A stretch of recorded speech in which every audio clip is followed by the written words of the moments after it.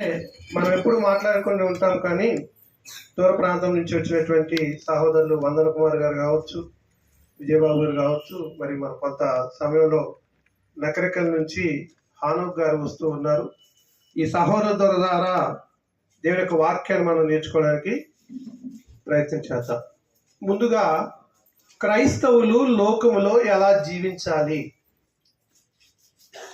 అంటే, ఒక రకంగా దీన్ని చూస్తే అసలు క్రైస్తవులు ఎవరు, లోకం ఏంటి, మనం జీవించే విధానం ఏంటి అనేటువంటి దాన్ని మనం ఆలోచన చేయాలి. చాలా మంది యొక్క ఊహ, చర్చికి వెళ్తే క్రైస్తవులు అనుకుంటున్నారు, లేదు మా తల్లిదండ్రులు మా ముత్తాతలు పూర్వీకులు క్రైస్తవులు అయితే మేము కూడా క్రైస్తవులు అనుకుంటున్నారు. అంటే జన్మతః క్రైస్తవులు అనేటువంటి భావంలోకి వెళ్తా ఉన్నారు. ఇంకా మరి ఇలాంటి ఆలోచనలు చేస్తున్నటువంటి ఈ రోజుల్లో అసలు క్రైస్తవులు అంటే ఎవరు, అసలు క్రైస్తవులు ఎలా అవుతారు? ఫస్ట్ ఆఫ్ ఆల్ మన ప్రశ్న ఏంటంటే, అసలు క్రైస్తవులు ఎలా అవుతారు? తల్లిదండ్రులు క్రైస్తవులు అయితే పుట్టినటువంటి బిడ్డలు క్రైస్తవులు అవుతారా, లేకపోతే చర్చికి వెళ్తే క్రైస్తవులు అవుతారా, లేకపోతే మరి ఇంకా ఏంటి మరి పుట్టుకతో బట్టి క్రైస్తవులు అవుతారా అనేటువంటి విషయాన్ని మనం ఆలోచన చేస్తూ ఉన్నప్పుడు ఖచ్చితంగా ఇవేవి కాదు అనేటువంటిది రుజువు అవుతూ ఉంది. క్రైస్తవులు అంటే తన అర్థం క్రీస్తుని అనుసరించి జీవించేవాళ్ళు, జీసస్ క్రైస్ట్ ఫాలోవర్స్ అని చెప్పేసి అంటాం. అయితే ప్రశ్న, అసలు క్రైస్తవుడు కావాలంటే ఎలాగూ? నేను క్లుప్తంగా వీటిని వివరించుకుంటూ నా పాఠంలోకి వెళ్తాను. క్రైస్తవులు కావాలి అంటే మొట్టమొదటిగా ఈ 33 కోట్ల దేవతల్లో చాలామంది ఒక దేవుడిగా అనుకున్నటువంటి యేసుక్రీస్తు వారిని గురించిన సువార్తను వినాలి. యేసుక్రీస్తు వారికి ఇచ్చినటువంటి విషయాలను వినాలి. పౌలు గారు రోమీలకు రాస్తూ 10వ అధ్యాయం 17 వచ్చిన భాగంలో అంటాడు, వినుట వలన విశ్వాసము కలుగును, వినుట క్రీస్తును గుర్చిన మాట వలన కలుగును అని చెప్పేసి పౌలు గారు తెలియజేస్తూ ఉంటారు. నిజంగా దేని వినాలి, ఎవరిని గురించి వినాలి అనేటువంటి విషయాన్ని మనం గమనిస్తున్నప్పుడు బైబిల్ మనకు తెలియజేసేటువంటి సత్యం ఏంటంటే, క్రీస్తును గూర్చినటువంటి మాటలను వలన మాత్రమే మనము విశ్వాసాన్ని కలిగి ఉంటాము లేదా వింటాము అనేటువంటి విషయాన్ని తెలియజేస్తున్నారు. అంటే ఇక్కడ క్రీస్తుని గూర్చి వినాలి. ఎందుకు క్రీస్తుని గూర్చి వినాలి? ఆయనకి ఏమైనా ప్రత్యేకత ఉందా అంటే ఉంది. ఈ భూమి మీద అనేక మంది దేవతలు దేవుళ్ళు అనబడినట్టు వారు ఉన్నప్పటికీ కూడా యేసుక్రీస్తు వారు ఒక ప్రత్యేకమైనటువంటి వ్యక్తి. ఆయన జననము కానీ, ఆయన జీవితం కానీ, ఆయన మరణము కానీ నేడు చెప్పుకునేటువంటి సోకాలు దేవుళ్ళకి విభిన్నమైనటువంటిది. వాస్తవంగా యేసుక్రీస్తు వారి గురించి మనం జ్ఞానం నేర్చుకునేటువంటి క్రమంలో ఆయన ఈ లోకంలో పుట్టుడు ద్వారా, జీవించు ద్వారా, మరణించు ద్వారా, తిరిగి పునరుద్ధానవుడు ద్వారా సర్వ మానవాళికి కూడా రక్షణ వస్తుంది అనేటువంటి విషయాన్ని చాలామంది గ్రహిస్తూ ఉన్నారు. అందుకోసమే మొట్టమొదటిగా క్రీస్తు ప్రభు యొక్క మాటలు వినాలి. విన్న తర్వాత ఏం జరుగుతుంది? నమ్మకం కలుగుతుంది. నమ్మకంకే మరొక పేరు ఏంటంటే విశ్వాసము అని అంటాడు. హెబ్రీయులకు రాస్తూ గ్రంథకర్త 11వ అధ్యాయము 6వ వచన భాగంలో ఏమంటాడంటే, విశ్వాసము లేకుండా దేవుడికి ఇష్టడై ఉండట సాధ్యము అన్నాడు. దేవుడికి ఇష్టడై ఉండట అసాధ్యము. చూసారు అక్కడ, విశ్వాసము లేకుండా దేవుడికి ఇష్టడై ఉండట అసాధ్యము. దేవుని యొద్దకు వచ్చేవాడు ఆయన ఉన్నాడనియు, తను వెతుకు వారికి ఫలము దయచేయవాడనియు నమ్మవాలి కదా అని అంటాడు. అని ఏం నమ్మాలి? ఈ భూమి మీదకి ఎందుకైతే మనం వచ్చామో, ఈ జీవనయాత్రను కొనసాగించుకుంటూ మరణము ద్వారా ఈ జీవితం ముగించిపోయిన తర్వాత ఎక్కడి నుంచి వచ్చామో అక్కడికి వెళ్ళాలి. అంటే మనందరి యొక్క నిరీక్షణ ఏంటి అంటే పరలోకం కదా.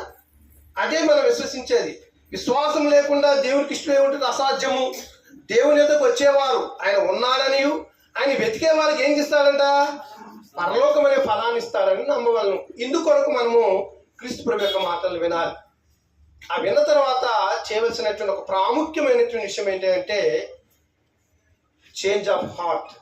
మనసు మార్చుకోవటము. దీన్నే రెపెంటెన్స్ అని కూడా అని అంటాడు. మనసును మార్చుకోవటం. కొరింథీయుల 2వ పత్రికలో పౌలు గారు అంటాడు 7వ అధ్యాయం 10వ వచనంలో ఏమంటాడంటే, దైవ చిత్తానుసారమైన దుఃఖము రక్షణార్థమైనటువంటి మారుమనసుని కలుగు చేస్తుంది. ఎలాంటి మారుమనసు కావాలి? అయ్యో నేను పాపిని, నా వ్యసనముల చేతను పాపముల చేతను నేను చచ్చిన వాడినై ఉండగా క్రీస్తు ప్రభు యొక్క వాక్యము ద్వారా ఆయన రక్తము ద్వారా నేను బ్రతికించబడ్డానని చెప్పినటువంటి పౌలు గారి యొక్క మాటలు ఒకసారి మనం తీసుకుంటే, ఎఫెసీయులకు రాసిన పత్రిక 2వ అధ్యాయము 1వ వచనంలో, మీరు అపరాధముల చేతను పాపముల చేతను చచ్చిన వారి ఉండగా క్రీస్తు యొక్క రక్తము మనల్ని బ్రతికించను అని అంటాడు. అంటే మనం బ్రతికించబడాలి, మన పాపం నుంచి విమోచించబడాలి, పరిశుద్ధులుగా మార్చబడాలి అని అంటే ఖచ్చితంగా మనలో ఉన్నటువంటి ఏ లోపమైతే ఉందో ఆ పాపాన్ని తీసివేసుకోవాలి. దాన్నే మారుమనసు అని అంటాడు. వాస్తవంగా మారుమనసు అనేది చాలా చాలా ప్రాముఖ్యమైనది. ఎంత ప్రాముఖ్యమైనదంటే ఒక సందర్భాన్ని మీకు గుర్తు చేస్తాను. యేసుక్రీస్తు వారు లూకాసు వార్త 13వ అధ్యాయం మనం చూసినప్పుడు యేసుతో పాటు ఉన్నటువంటి శిష్యులు వీరు కూడా ఆ ప్రాంతానికి వెళ్ళిన సందర్భంలో అక్కడ చెప్పబడినటువంటి మాట, పిలాతు కొందరి గల్ల యొక్క రక్తాన్ని తీసుకొని బలిలో కలిపాడు, ఇది మీరు పాపమును తలుస్తున్నారా అని చెప్పేసి ప్రశ్న వేశారు. అప్పుడు క్రీస్తు ప్రభు అంటున్నాడు, మీరు మారుమనసు పొందినట్లయితే అలాగునే నశిస్తారు అని అంటాడు. అంటే ఒక మనుషుల యొక్క రక్తాన్ని తీసుకువెళ్ళి బలిలో కలపడం అనేది చాలా పాపంతో కూడింది. అలాంటిది జడ్జి అయినటువంటి పిలాతు కొంతమంది గల్ల యొక్క రక్తాన్ని తీసుకెళ్ళి ఆ బలిలో కలిపాడు అని అంటే అది ఎంత పాపం అని అనుకుంటాం. కానీ క్రీస్తు ప్రభు అన్నాడు కదా, మీరు మారుమనసు పొందినట్లయితే అంతకంటే ఘోరమైన పాపులు అని చెప్పేసి అంటూ ఉన్నాడు. అక్కడ ఇంకొక ఉదాహరణ చెప్తాడు. శిలోయంలో ఉన్నటువంటి దేవాలయానికి వెళ్ళారు, గోపురం దగ్గరికి వెళ్ళారు 18 మంది. వాస్తవంగా ఏ గుడి దగ్గరకో లేకపోతే దేవాలయం దగ్గరికి వెళ్తే ఏమనుకుంటాము, దేవుని చేత దీవెన పొందాలని పోతాం కదా. కానీ అక్కడికి వెళ్ళినటువంటి 18 మంది గోపురం కూలి చనిపోయారు. ఆ సందర్భాన్ని జ్ఞాపకం చేస్తూ వీరు పాపులను తలుస్తున్నారా? కాదని మీతో చెప్పుతున్నాను, మీరు మారుమనసు పొందినట్లయితే అలాగనే నశిస్తారు అని చెప్పడం చూస్తూ ఉంటాం. అంటే నేను మారుమనసు గురించి చెప్తూ ఉన్నాను. అందుకోసమే మనం మారుమనసు అనేది దైవ చిత్తానుసారంగా ఉండాలి. దేవుడు మనకు ఏది ఉపదేశించాడో, మనం ఎందుకు ఈ భూమి మీదకి వచ్చామో, ఎలా జీవించాలని చెప్పాడో ఆ జీవితాన్ని ఆధారం చేసుకొని బ్రతకగలిగిన నాడు నిజంగా క్రీస్తు యొక్క బోధనని, ఆయన జీవితాన్ని, ఆయన మాటల ద్వారా మన విశ్వాసాన్ని స్థిరపరచుకోగలం. కాబట్టి మూడవదిగా మనం క్రైస్తవులు కావాలంటే మారుమనసు పొందాలి. ఇది దైవ చిత్తానుసారమైంది అనే విషయాన్ని దయచేసి అందరూ కూడా సెల్ ఫోన్లు సైలెంట్లో పెట్టుకోండి. మనము ఎన్ని ఇబ్బందులైనా 10 గంటలకే స్టార్ట్ చేసుకున్నాం దేవుని కృపను బట్టి. ఎందుకంటే మరి చాలా దూరం నుంచి వచ్చారు, చాలా విషయాలు మనం నేర్చుకోవాలి వారి ద్వారా అనేటువంటి తలంపు. 4వదిగా ఒప్పుకోలు గురించి మాట్లాడుతూ ఉంటాడు. రోమీయుల రాసిన పత్రిక 10వ అధ్యాయము 9-10 వచనాలు మీ అందరికి బాగా తెలిసినటువంటి లేఖనాలే. 9-10 వచనాల్లో ఇక్కడ మారుమనసు పొందినటువంటి వారు ఏం చేయాలి అనేటువంటి విషయాన్ని చెప్తూ ఉంటాడు. అదేమనగా యేసు ప్రభువుని నీ నోటితో ఒప్పుకొని దేవుడు మృతులలో నుండి ఆయనను లేపినని నీ హృదయమును విశ్వసించిన యెల్లా నీవు రక్షింపబడుదువు. 10వ వచనంలో ఎలాగనగా నీతి కలుగునట్లు మనుషుడు హృదయములో విశ్వసించును, రక్షణ కలుగునట్లు నోటితో. రక్షణ కలుగునట్లు ఏం చేయాలంటే నోటితోటి. మీలో చాలా మంది బాప్తిసం పొందినటువంటి వాళ్ళు ఉన్నారు. మిమ్మల్ని నీటి దగ్గరికి తీసుకువెళ్ళినప్పుడు ఏం చేస్తారు ఆ యొక్క దైవజనులు? మీతోటి ఒప్పుకోలు చేపిస్తూ ఉంటారు. యేసు దేవుని కుమారుడని నీ నోటితో ఒప్పుకొంచున్నావంటే ఒప్పుకుంటాం. అంటే ఒప్పుకోలు చేయకుండా ఒక వ్యక్తి క్రైస్తవుడిగా కారే అవకాశం లేదు. అలా ఒప్పుకోలు చేసిన తర్వాత క్రీస్తు ప్రభు సర్వ మానవాళికి ఇచ్చినటువంటి గ్రేట్ కమిషన్, మీరు సర్వలోకానికి వెళ్ళండి, సర్వ సృష్టికి సువార్తను ప్రకటించండి, నమ్మి బాప్తిసం పొందినవాడు రక్షించబడును, నమ్మని వానికి శిక్ష విధింపబడును. ఇది గొప్ప ఆజ్ఞగా క్రీస్తు ప్రభు చెప్పారు. ఆయన చనిపోయి సమాధి చేయబడి తిరిగి లేచి 40 రోజులు ప్రత్యక్షపరచబడి తాను పరలోకానికి వెళ్లే ముందు శిష్యులు పిలిచి చెప్పినటువంటి మాట మత్తయి సువార్త 28వ అధ్యాయంలో కూడా, పరలోకమందును భూమి మీదను నాకు సర్వాధికారం ఇవ్వబడింది, మీరు వెళ్ళి సమస్త జనులను శిష్యులుగా చేయడి. ఎలాగంట? తండ్రి యొక్కయు కుమారు యొక్కయు పరిశుద్ధాత్మ యొక్కయు నామంలోనికి వారికి బాప్తిస్మం ఇచ్చుచు. అంటే ప్రియులరా, ఒక పాపి క్రీస్తు ప్రభు యొక్క మాటల్ని విని విశ్వసించి మారుమనసు పొంది ఒప్పుకోలు చేసుకొని క్రీస్తులోనికి, అంటే నేను ఇప్పుడు మిమ్మల్ని ప్రత్యేకంగా దీని గురించి చెప్పలే కానీ క్రీస్తులోనికి జన్మించినట్లయితే వారు ప్రభు బిడ్డగా ఉంటారు. మనం ఆదిమ సంఘాన్ని చూసినప్పుడు వారందరూ కూడా ఒక సంవత్సరం పాటంతా కలిసి దేవుణ్ణి స్తుతిస్తూ వచ్చారంట, ఆరాధన చేస్తూ వచ్చారు. మొట్టమొదటిసారిగా, దయచేసి సెల్ ఫోన్లు, మొట్టమొదటిసారిగా అంత్యకైలో ఉన్నటువంటి శిష్యులు ఏమనబడ్డారంట? క్రైస్తవులు. క్రైస్తవులు అనేటువంటి మాట మామూలు మాట కాదండి. క్రైస్తవులు అంటే మొదటి శతాబ్దంలో చెప్పబడినటువంటి వారు, వీరు భూలోకమును తలకిందులు చేసినటువంటి వారని చెప్పబడింది.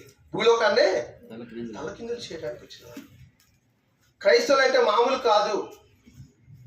మనం లేఖనాల్ని గమనిస్తూ ఉన్నప్పుడు వీరు రాజులైన యాజక సమూహము, దేవుని సొత్తైన ప్రజలు. అవునా?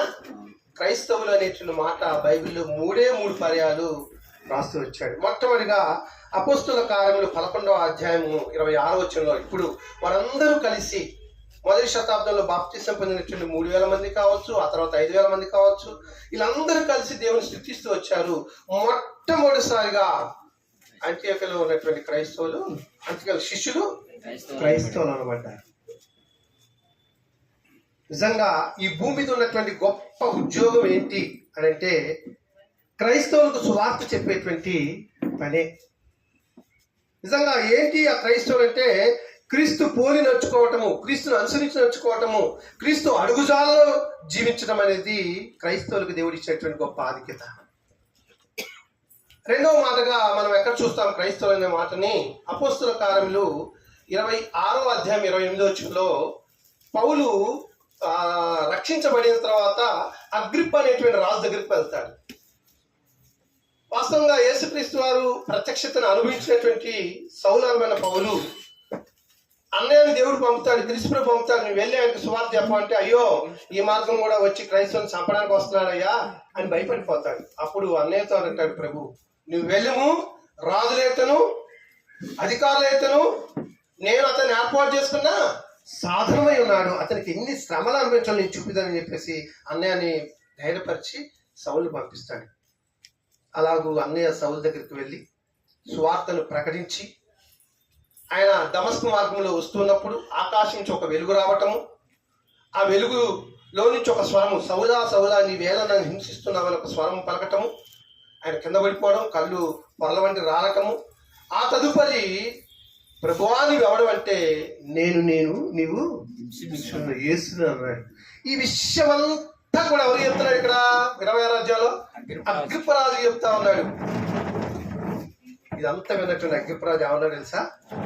26వ అధ్యాయం 28వ వచనం అంటాడు, అగ్రిప్పరాజు ఇంత సులభంగా, ఎంత సులభము, పౌలు ఏ రీతిగా రక్షణ పొందాడో ఆ విషయాన్ని చెప్పడాన్ని, ఇంత సులభముగా నన్ను నీవు క్రైస్తవుని చున్నావే అన్నప్పుడు పౌలు అంటున్నాడు, సులభంగాను దుర్లభంగాను నేను ఈ బంధకంలో ఉన్న వారందరూ, అంటే అపవాది బంధకాల చేత బంధించబడిన వారందరూ విడిపించబడాలని నా యొక్క తపన.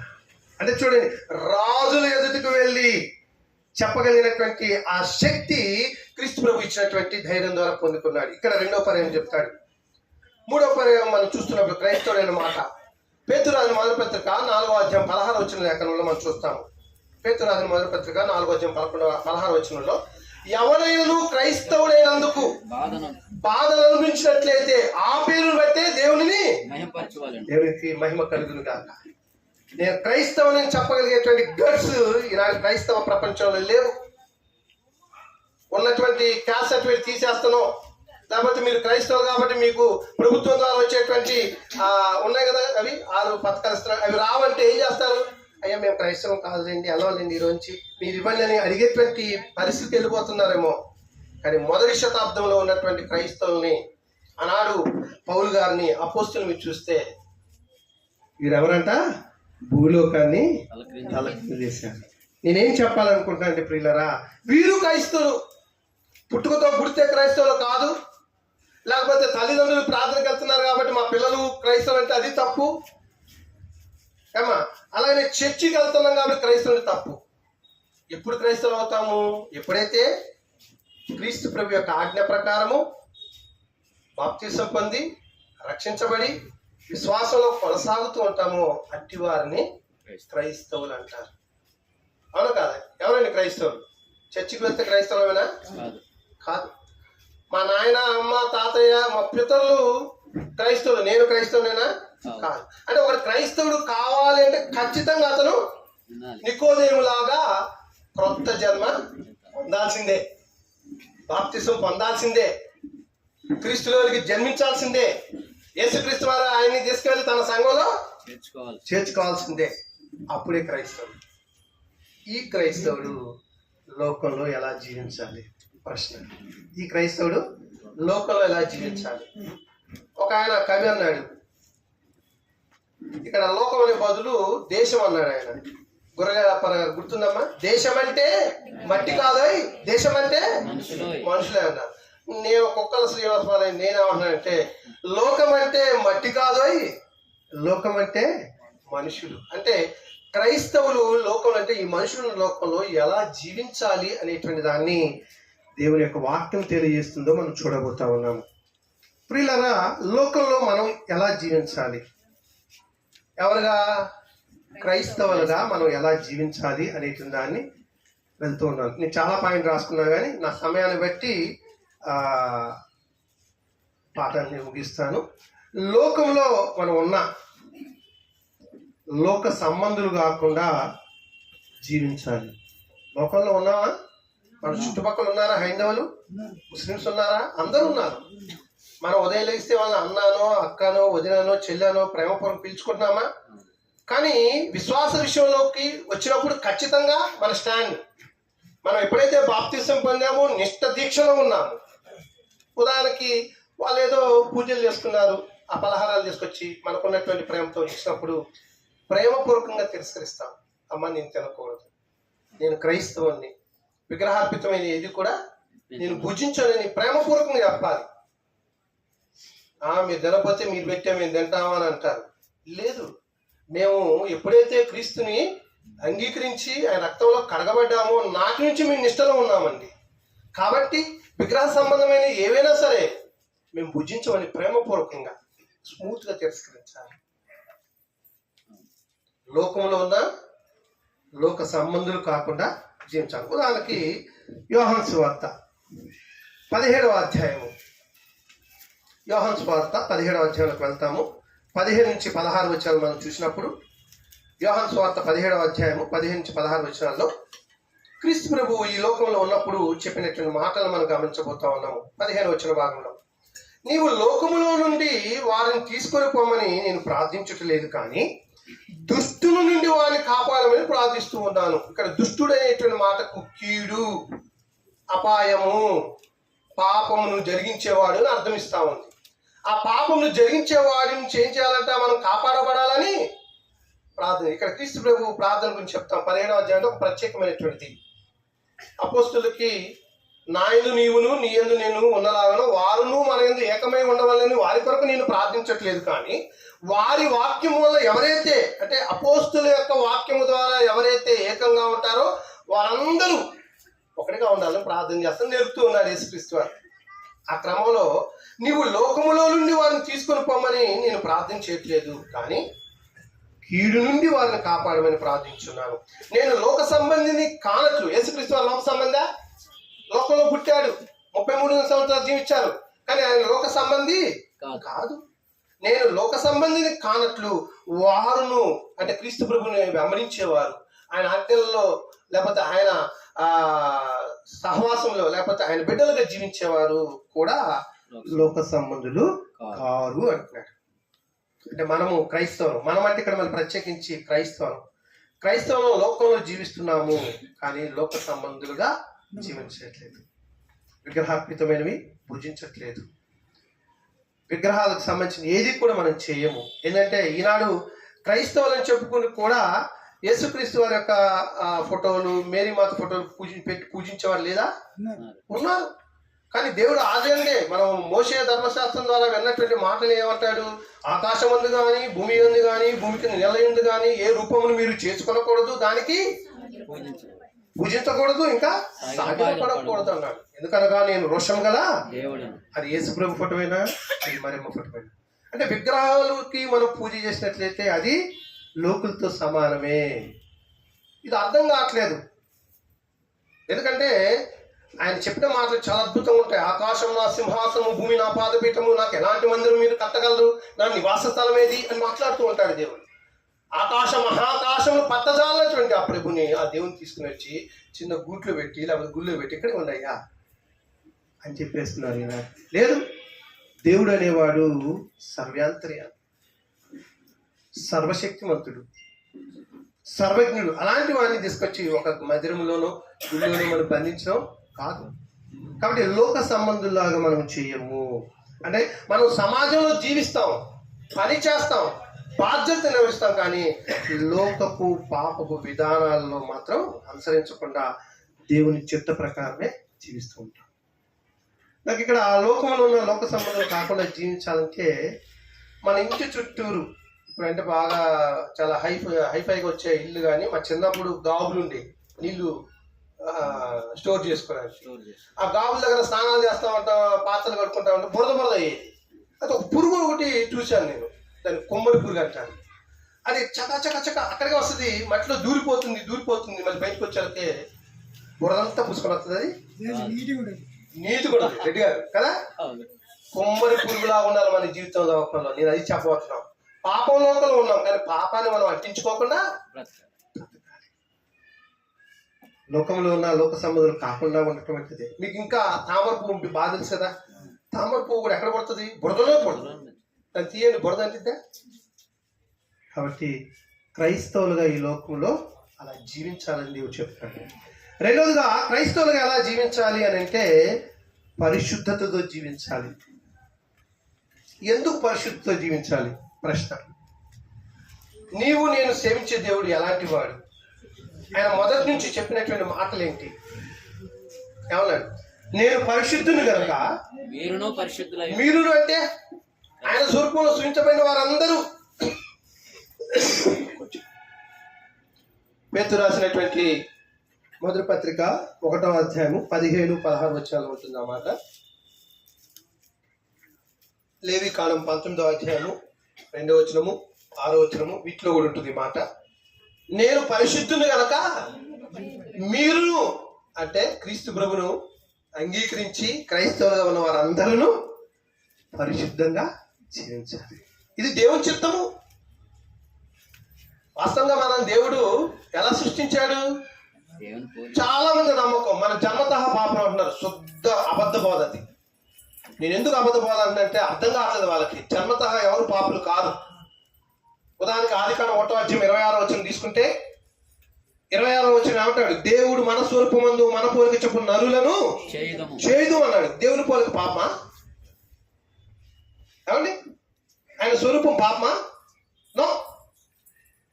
జ్ఞానే సొలొమోను కూడా అంటాడు ప్రసంగాంతం 7వ అధ్యాయం 29వ వచనంలో, ఇదొక్కటి మాత్రమే నేను కనుగొంటుంది, అదేదనగా దేవుడు నరులను యథార్థవంతులుగా పుట్టించెను, కానీ వారి వివిధ తంత్రములను కల్పించుకొని ఉన్నారు. దేవుడు మనల్ని పరిశుద్ధంగానే సృష్టించాడు. కారణం ఆయన పరిశుద్ధుడు, ఆయన పాపరహితుడు.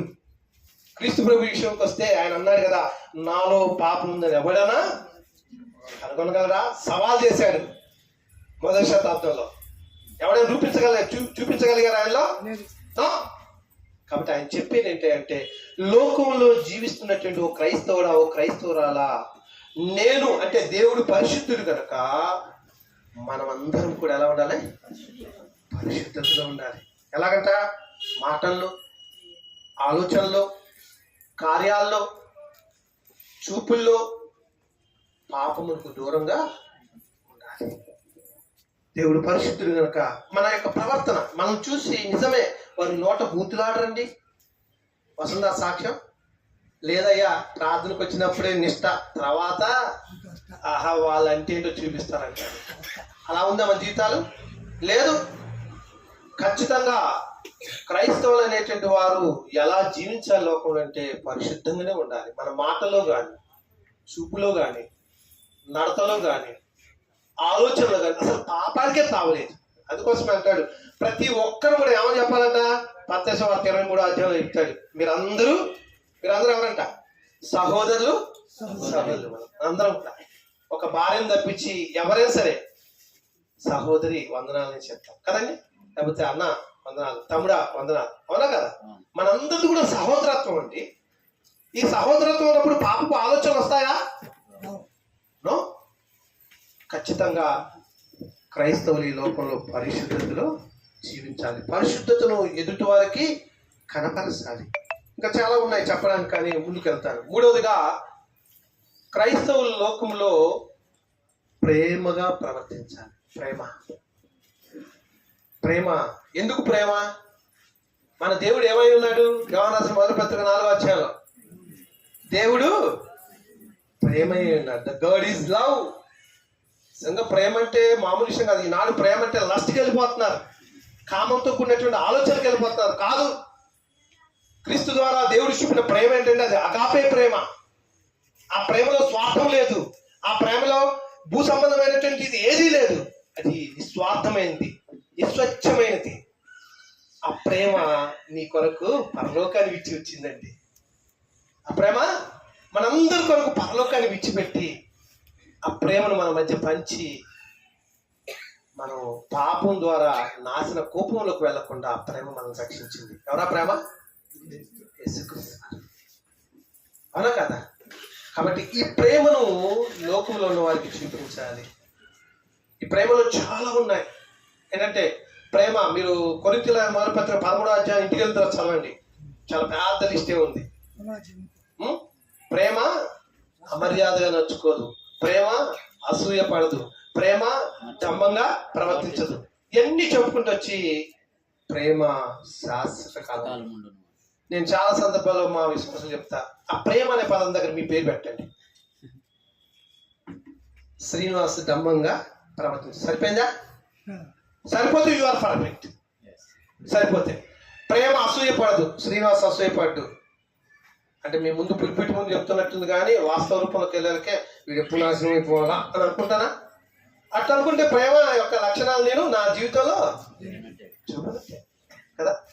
కాబట్టి ప్రేమను కలిగి ఉండాలి. ఆ ప్రేమ ఏం చేస్తుందంటే ఆకలితో ఉన్న వాళ్ళకి అన్నం పెడుతుంది, రోగంతో ఉన్న వారికి పరామర్శిస్తుంది, వస్త్రహీనులుగా ఉన్నప్పుడు వస్త్రాలు ఇస్తుంది. ప్రేమేనా? ప్రేమ లేకపోతే ఇస్తామండి? మొన్న మధ్య ఒక 20 రోజుల క్రితం మా స్థానిక సంఘాల ద్వారా పేద లేని వారికి, విధవరాలకి వస్త్రాలు ఇచ్చాం. అది ఎలా చేయగలిగామంటే దేవుడు చూపిన ప్రేమ. నేను ప్రేమై ఉన్నాను కనుక మీరు కూడా ఆ ప్రేమను లోకంలో ప్రకటించండి అన్నాడు.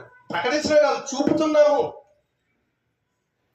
ఆ ప్రేమ ప్రతి ఒక్కరిని పరామర్శిస్తుంది. ఆ ప్రేమను బట్టే మేము అన్యుల దగ్గరికి వెళ్తాము. యేసుక్రీస్తు వారిని మీరు విశ్వసించినట్లయితే నాశన కూపములో నుంచి, మరణకరమైనటువంటి నరకములోంచి విడిపించబడతారని చెప్తాం. కొంతమంది యాక్సెప్ట్ చేస్తారు, కొంతమంది చేయవద్దు మీరు వెళ్ళండి అంటారు. అప్పుడప్పుడు కరపత్రాలు తీసుకెళ్తే ఆహ్వానించే వాళ్ళు ఉన్నారు, వద్దొద్దు అని చెప్పి తిట్టే వాళ్ళు ఉన్నారు. అయినా పర్లేదు, నా ప్రభు కోసం ఆ ప్రేమను భరిస్తున్నాం. కాబట్టి ఈ లోకంలో ఆ ప్రేమను మనం కలిగి ఉంటూ ప్రేమను చూపించేవారుగా ఉండాలి అనేటువంటి విషయాన్ని దేవుడు తెలియజేస్తా ఉన్నాడు. అలానే ప్రియులారా, ఒక ప్రాముఖ్యమైన విషయం, శత్రువులను కూడా ప్రేమించడము లేదా క్షమించడము క్రైస్తవ ప్రత్యేక లక్షణం.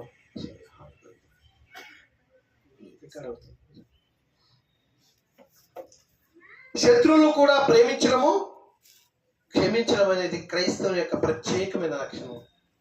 క్రైస్తవులు శత్రువులు ఉంటారండి? ఉంటే వారు క్రైస్తవులు. ఉదాహరణకి మీరు మన ప్రభువాది ఉపాధి కార్యక్రమం దగ్గరికి వెళ్ళబోతా ఉన్నారు. ఆ ఉదయకాలంలో మీ పక్కింటి వాళ్ళకి గొడవ జరిగింది.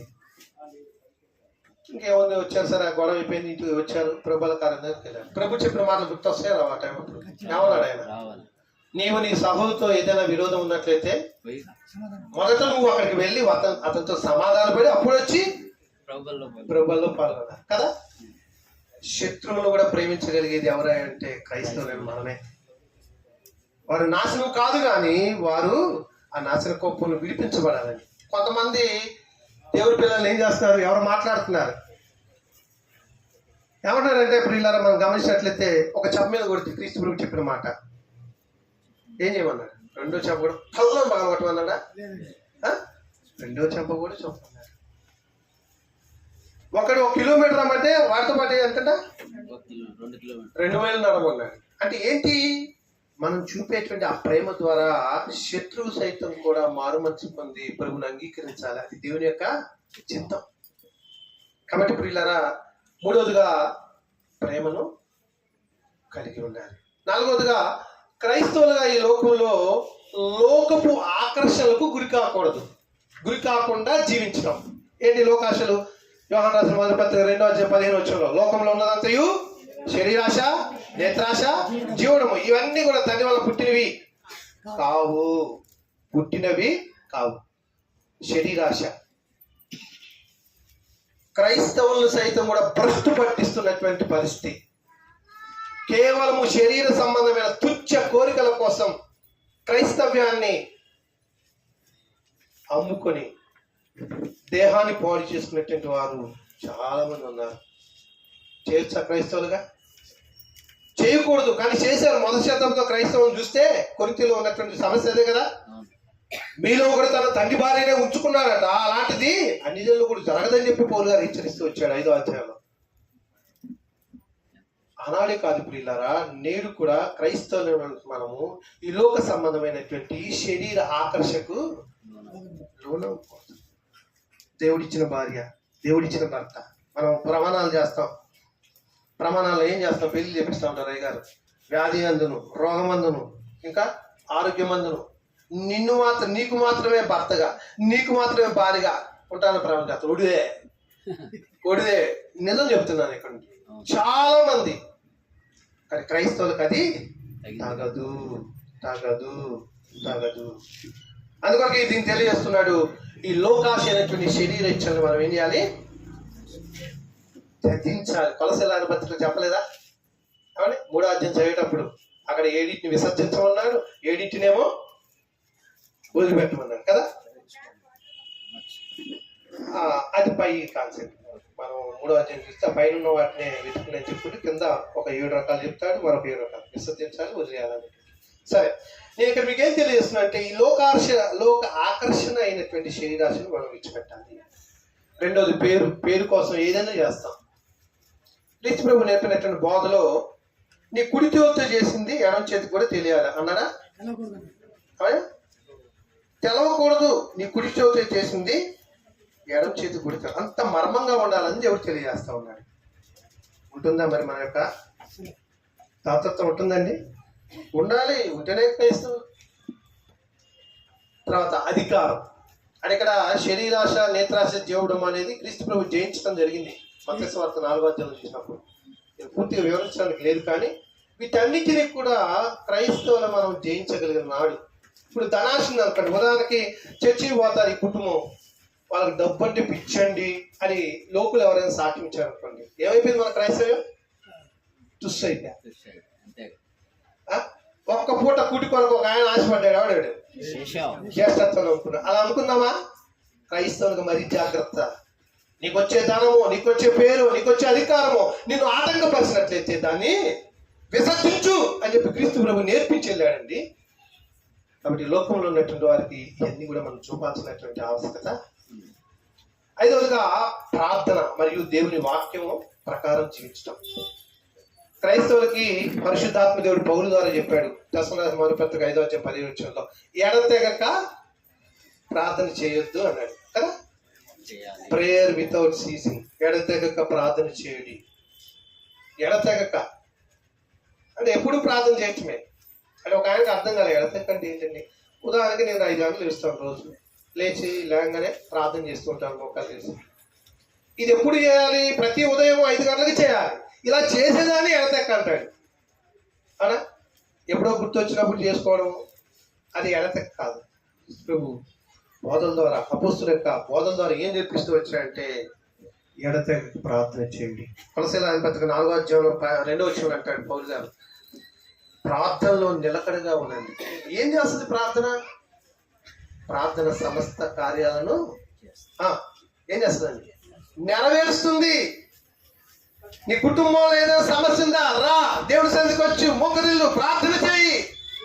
ఈ సమస్యను ఆయన ఏం చేస్తాడు? ఆనందంగా మారుస్తాడు.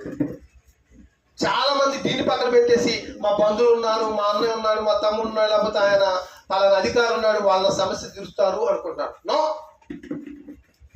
ఈ భూమి మీద ఉన్నటువంటి అధికారాలు, మనుషులు, వీరందరినీ ఏర్పాటు చేసింది ఎవరు? ప్రభు కాదా? యేసుక్రీస్తు వారు కాదండి? రోమీయులకు పత్రిక 13వ అధ్యాయం అంటాడు, అధికారములన్నీ దేవుని ద్వారా అనిపించబడ్డాయి. కాబట్టి ఆ సర్వాధికారి అయిన దేవుని అడిగితే నీకు కావాల్సిన ప్రతిదీ కూడా ఆయన ధారాళంగా ఇస్తాడు. కాబట్టి ప్రార్థన నిలకడగా ఉండాలి, ఎడతెగక ప్రార్థన చేయాలి. ఇంకా వాక్యం ఉంది, ఇంకా ఉన్నాడు దేవుని వాక్య ప్రకారం. వాక్యమే మన హృదయంలో లేదు అనుకోండి, ఉదాహరణకి జీవించగలమా?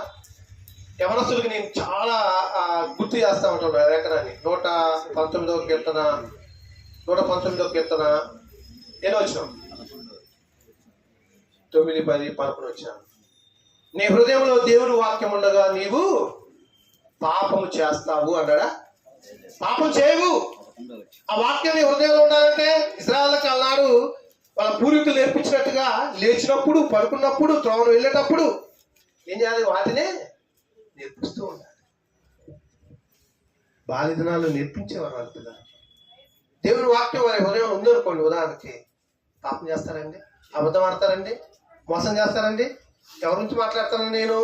క్రైస్తవుల నుంచి మాట్లాడుతున్నాను. క్రైస్తవుల లోకంలో జీవించేటప్పుడు అబద్ధం ఆడరు, పాపము చేయరు, మోసము చేయరు, అక్రమము చేయరు అని చెప్పగలిగిన క్రైస్తవ్యం ఈనాడు సమాజానికి కావాలి.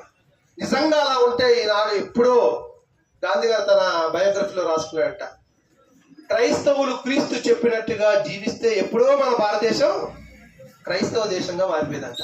కానీ జీవిస్తున్నారా?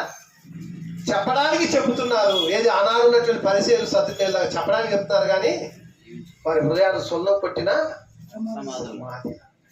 ప్రియ దేవుని పిల్లారా, ఈ భూమి మీద మనం జీవించేటువంటి క్రైస్తవులుగా ఉన్నటువంటి మనం బహు జాగ్రత్తగా ఉండాలి, వాక్య ప్రకారం జీవించాలి అని అంటాడు.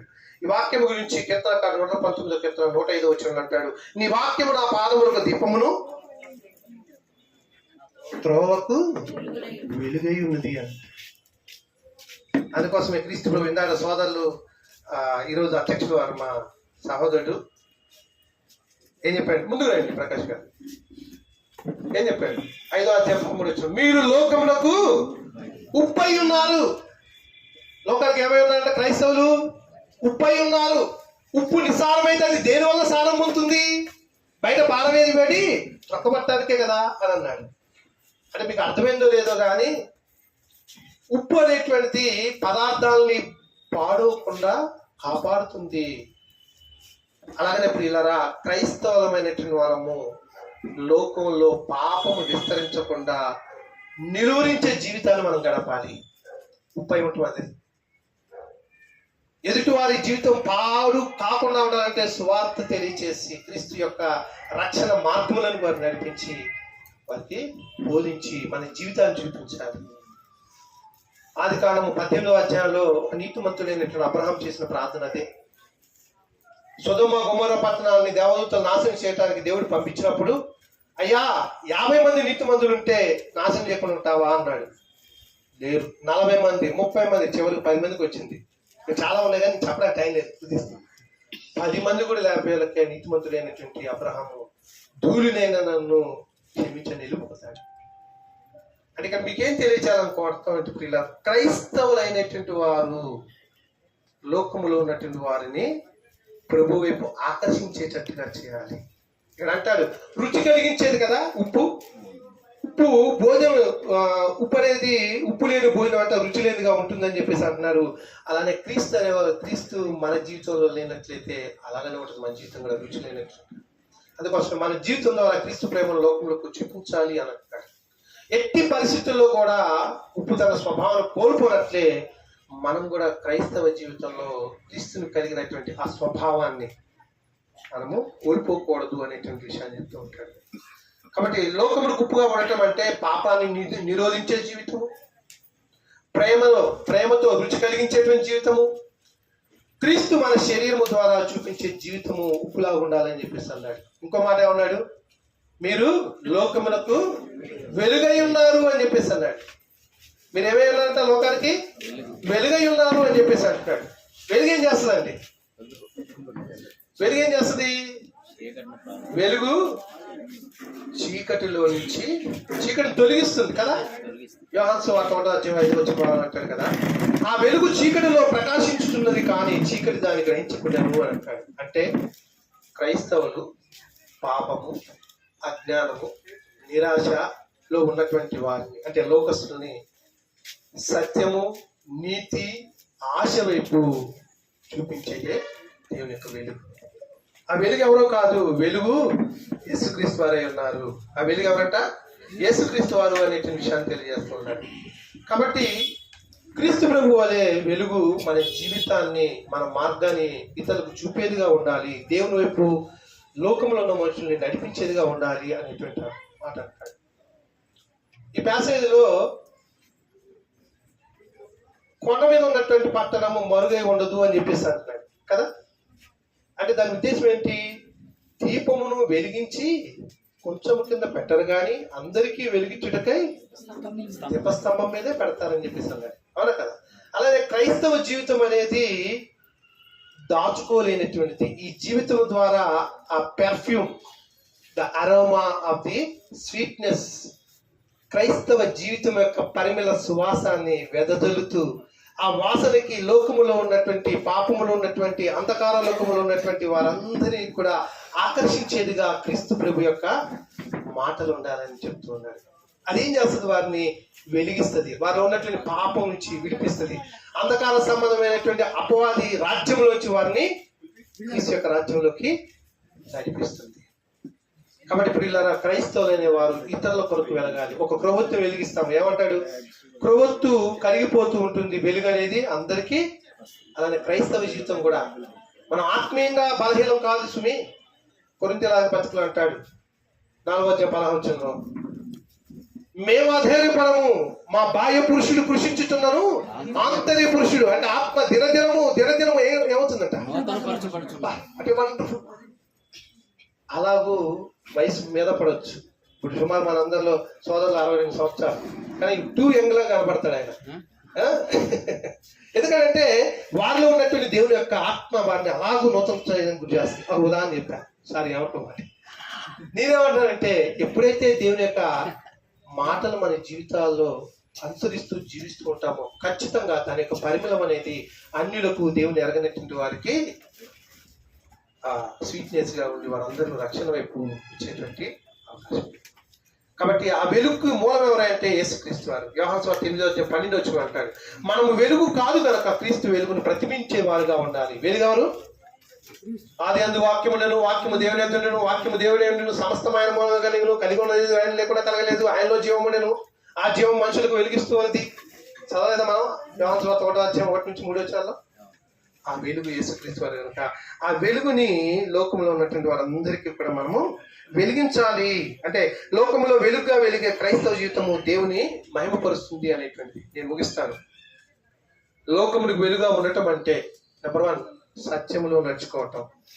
సత్యం అంటే నీ వాక్యమే సత్యము. ఆ వాక్యం ఎవరు? యేసుక్రీస్తు వారు.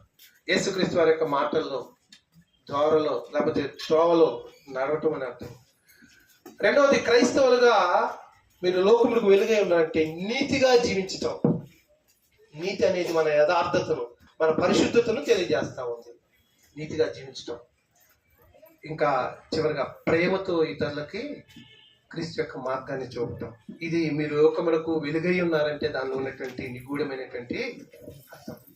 కాబట్టి ప్రియులారా, వాస్తవంగా మనం లోకములో ఎలా జీవించాలి అంటే లోకములో ఉన్న లోక సంబంధులుగా జీవించకూడదు.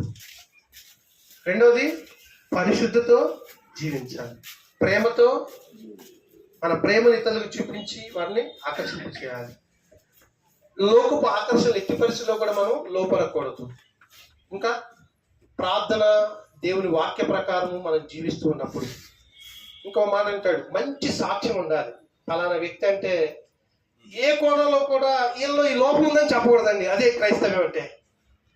ఏ కోణంలో కూడా.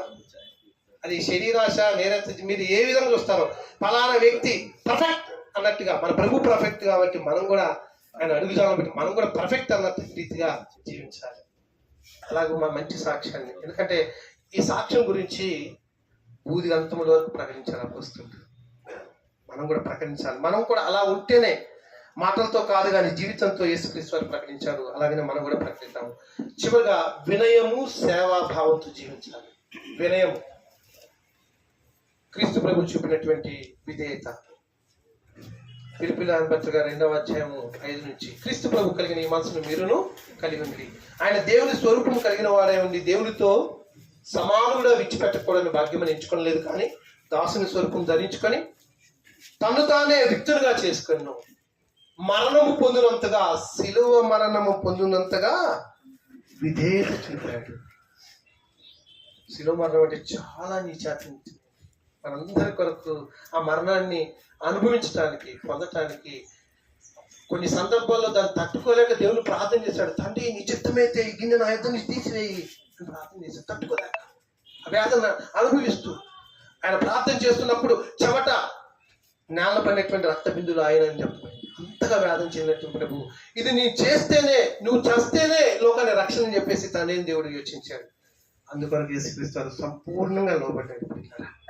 అందుకోసమే క్రీస్తు ప్రభు అంటాడు మత్తయి సువార్త 20వ అధ్యాయము 26వ వచనంలో, మీలో ఎవడైతే గొప్పవాడై ఉంటాడో వాడు అందరికీ ఎలా ఉండాలంట? పరిచారకుడుగా ఉండాలి. పరిచారకుడు. ఈ తగ్గింపు జీవితం అనేది క్రైస్తవ లోకంలో ఉన్నట్లయితే, నువ్వు అధికారి కావచ్చు, ధనవంతులు కావచ్చు, క్రీస్తు ప్రభు దగ్గర, క్రీస్తు ప్రభు యొక్క సంఘంలో ఉన్నవారు, పేదలు ఉంటారు, మధ్యతరగతి ఉంటారు, అందరూ సమానమే. We are all in one in Jesus Christ. క్రీస్తులో మనందరం సమానమే. నువ్వు ధనవంతుడు కాబట్టి నీకు పెద్ద పరలోకము, నీకు దరిద్రుడు కాబట్టి చిన్న పరలోకం వీడు. అందరికి ఉండేది ఒకటే పరలోకం. ఆ పరలోకం కొరకు నువ్వు సంపాదించుకోవాలంటే ఈ భూమి మీద నీ జీవితం ద్వారా దేవుని మహిమపరచాలి. నీ జీవితం ద్వారా అనేకులు వెలిగించాలి. ఇలా వెలిగించడమే కదా దేవుడు కోరుకునేది అని అంటున్నాడు. క్రైస్తవుల లోకంలో ఇలాగ జీవించడం ద్వారా అనేక మందిని దేవుని తట్టు ఇలా త్రెప్పాలని, మరి మా చిన్న సంఘాలు అయినప్పటికీ కూడా ఈరోజు మరి భారమైనటువంటి పరిచయం చేయడానికి ముందుకొచ్చి జరిగించట్లో సంఘస్థులందరూ కూడా చేతినివ్వటాన్ని బట్టి మరి వారి పక్షంగా కూడిచ్చిన మీ అందరికీ మన జీవితం ద్వారానే అనేకులను ప్రభు ఆకర్షిస్తాడు. దేవుని వాక్యం ద్వారా అనేటువంటి సంగతులు మీకు గోచరిస్తూ ఈ మాటలు ముగిస్తూ ఉన్నాను. ఇప్పటివరకు ఎంతో చక్కగా విన్నటువంటి మీ అందరికీ క్రీస్తు ప్రభు నామంలో మరొకసారి వందనాలు తెలియజేసుకుంటూ అధ్యక్షుల వారికి ఈ సమయం థ్యాంక్ యూ.